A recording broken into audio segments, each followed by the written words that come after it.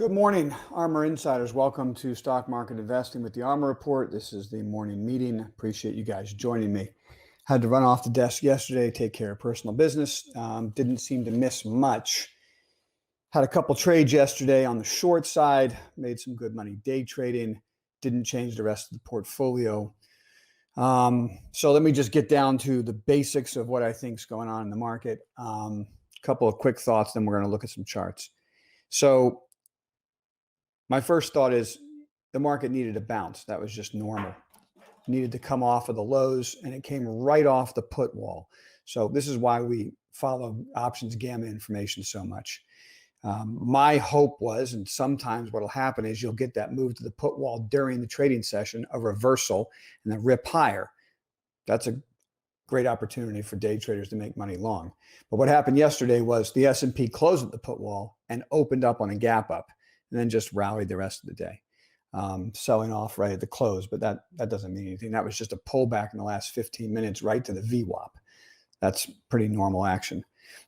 So this goes back to the conversation I was having yesterday with you all, answering the question that Pac had about, do I short in a market? I don't short on the really from an investment standpoint, unless we're in some type of rate hike cycle, Fed reduced liquidity type of action, which we haven't seen in forever.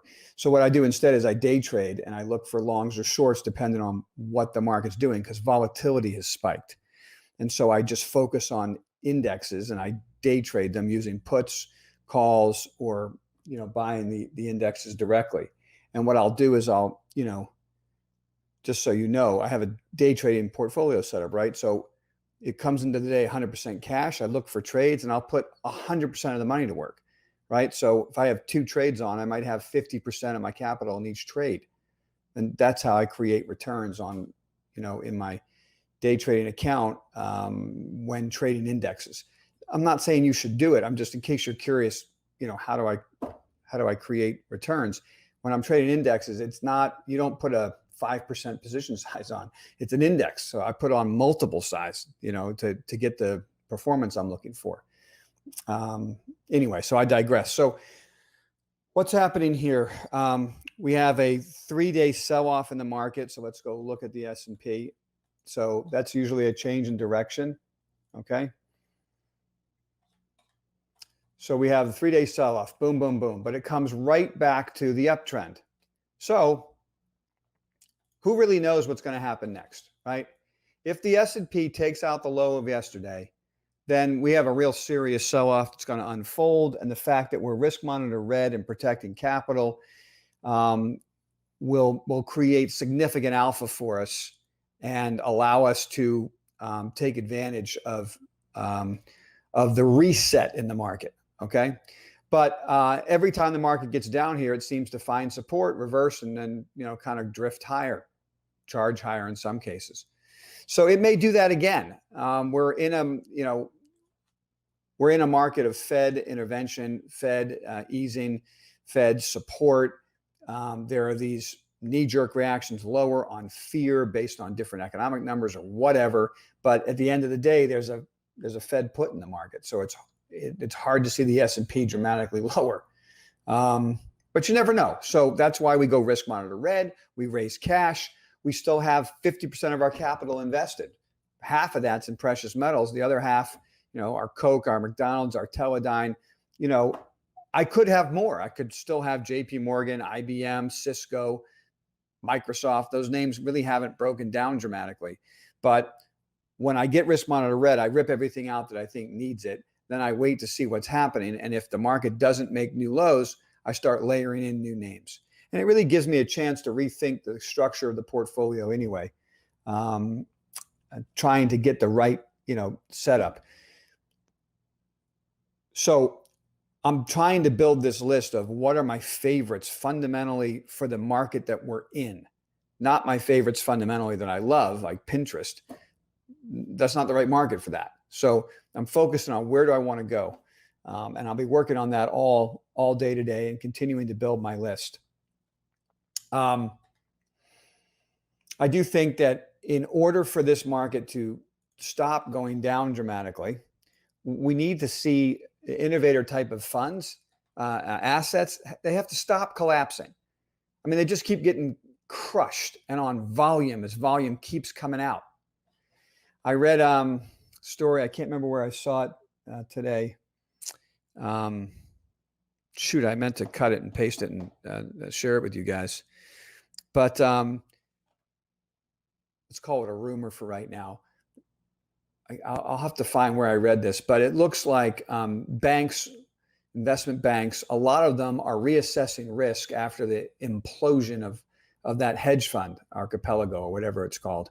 And so if they begin to do things to rein in the massive amount of risk of hedge funds that were manipulating assets using out of the money call options, which is what happened to a lot of innovator stocks. That's why they're all going back down, because the rally up was insane based on a lot of manipulation we're finally discovering.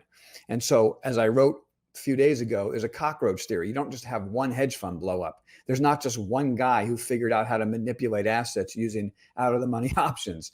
All right. And so one guy blew up, and then all the other guys doing it are out there trying to unwind positions. And the banks know that. So the banks are doing things to get ahead of that so that they don't take massive losses again. And this is like a ripple effect, and it takes time to go through the system. So if we do get a breakdown in the S&P, it's because there's bigger problems. Does it mean massive bear market, 40% collapse? No, because the Fed will just come out and start buying more assets. You know, I mean, until they stop doing that. I mean, so I don't want to get us too negative. It's why I won't go out there and start building up short positions, but I will day trade short. I'll day trade long. And I submit to you that the ARMR Investing Rule of the Road, number 27, I think it is.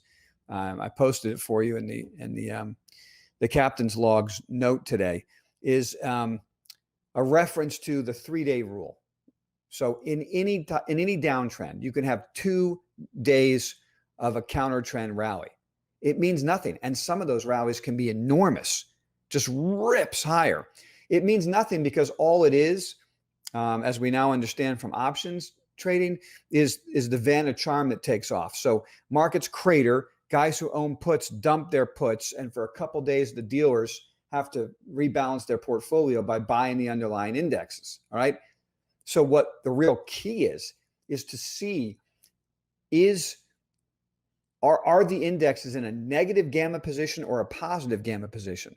And they're still negative. It suggests that there's a lot of puts being bought. So even though guys are closing their puts that are short dated, like today's OPEX, right? And then next week is even bigger options expiration. So there's a short dated reason to sell your puts and book your profit on the 3-day sell-off, right? But if they roll those puts out further to buy more and more puts, well, that's why you get this dead cat bounce, and then selling occurs again. All right. So we just don't know where we are. And so day 3 is going to matter, which will be Monday. Yesterday was a reversal. Today, maybe a follow through. Who knows? Right. And then Monday at the close, what happens? If you get 3 up days in a row, okay, that was a selling for whatever reason, and it's not going to get out of hand, and the window will open. Maybe we'll put some of our favorite names back on. Okay. But we wouldn't get aggressive unless we get risk monitor green, right? So we don't know. We'll have to see if that happens. But my point is, I could easily feed in some of my favorite names that are holding up in great bases, even if I'm holding the majority of cash. But I wouldn't do any of that until Monday, probably late in the day. And so today and Monday are still going to be day trading days for me, trading the indexes, doing research, so I'm ready in case this selling stops right at the uptrend, starts to charge higher again, and we want to get more exposure. All right.